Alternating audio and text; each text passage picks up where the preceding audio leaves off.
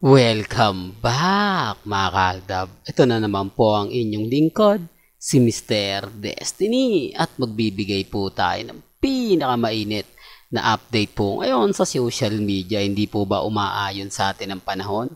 Aldog ang tawag ni Shaira kay Alden Richards at balik sugod bahay kapatid naman si Maine Mendoza. Yung mga pagkakataon, ano yan, Mr. Destiny? Nagkataon lang o talagang sinasadya ng tadhana? Hindi po ba o galing na po mismo sa mga bibig nila yan, ha? Sa mga taong magre-react sa channel natin. May video po ako na galing po mismo kay Shaira Diaz nung ini-interview siya sa unang hirit. Hindi po ba? Yan, natatawa lang po ako sa mga nagre-react po sa akin. Present na nga po yung ina-update natin, ayaw pa rin po nilang maniwala. Yung mga throwback video na pinapakita natin, sasabihin nilang matagal na yan.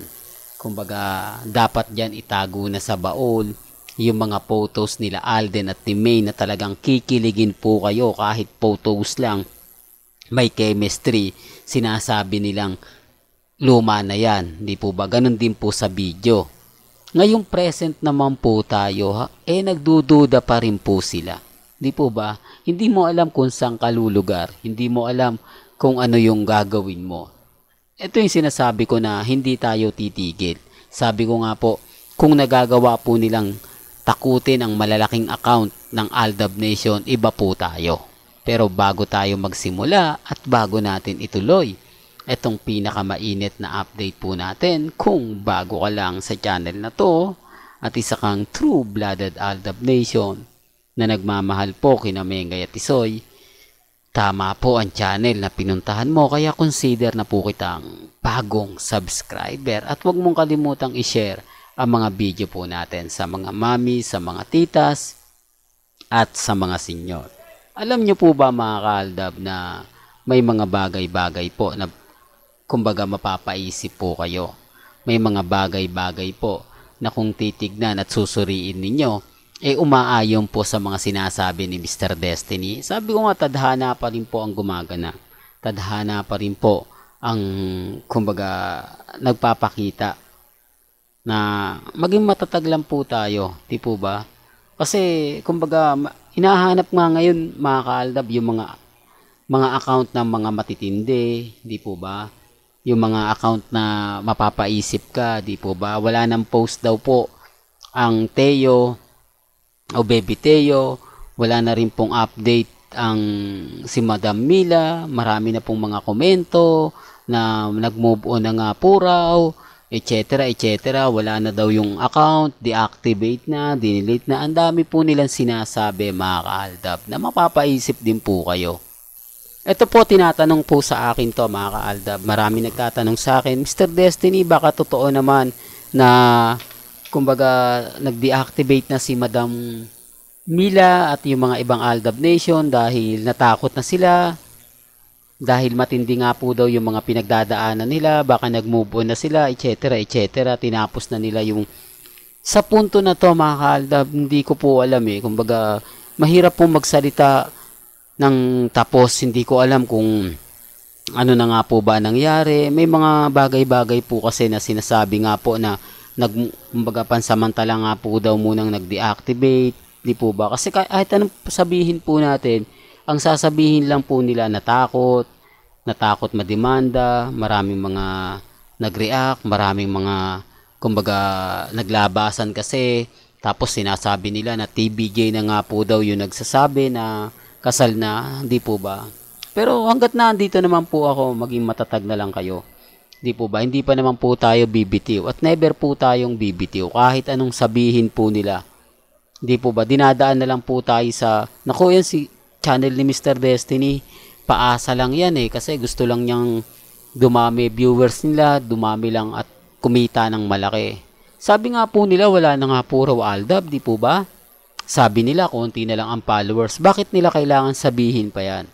Bakit kailangan po tayong bugbugin sa social media kapag nananahimik tayo? Bakit kailangan po na napakarami pong fake news na pinapakalat po sa atin?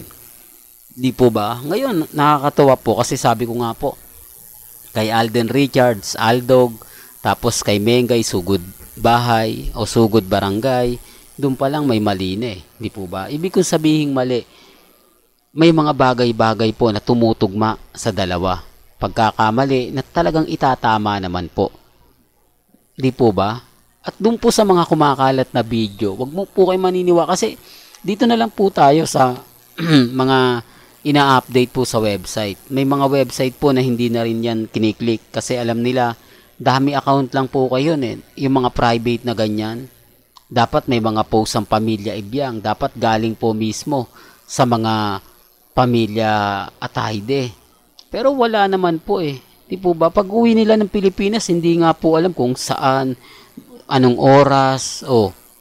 Dapat yun, binibidyohan ng mga team nila. May mga team Atayde pa, mga ganyan. Ang dami po nilang pautot. Pero wala naman po talaga nakakapagsabit, nakakaalam. Ni sasakyan nga po raw ni Congressman Spotted, hindi nga po daw naiispatan na hinahatid si Mengay o sinusundo sa E80 o sa TB5. Para lang klaro, para lang po alam po ninyo. Hindi po ba? Kasi kung naandun yan, opening pa lang, marami na nakakakita, mas marami nang. Di po ba? Pero kaya na sinabi ko, depende na lang po ito sa pananaw ng iba.